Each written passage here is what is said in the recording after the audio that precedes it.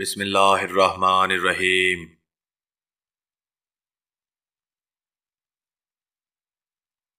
السلام علیکم ورحمۃ اللہ وبرکاتہ۔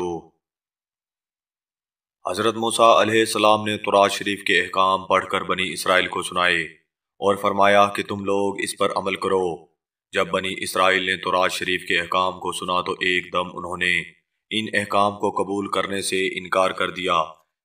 اس سرکشی پر اللہ تعالیٰ کا یہ عذاب نازل ہوا کہ ناگہاں کوہ طور جڑ سے اکھڑ کر ہوا میں اڑتا ہوا اور بنی اسرائیل کے سروں کے اوپر ہوا میں معلق ہو گیا، جو 3 میل لمبی اور 3 میل چوڑی زمین میں ڈیرے ڈالے ہوئے مقیم تھے۔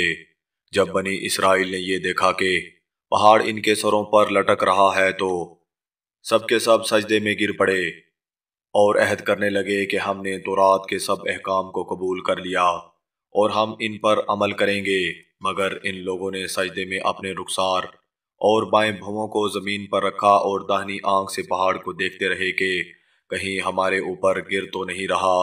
یہی وجہ ہے کہ اب بھی یہودی اسی طرح سجدہ کرتے ہیں کہ بایاں رخسار اور بایاں بھووں کو زمین پر رکھتے ہیں۔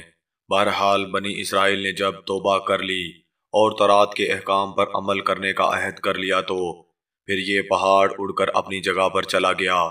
قرآن مجید میں اس واقعے کو چند جگہوں پر بیان فرمایا ہے۔ سورہ اعراف آیت نمبر 171۔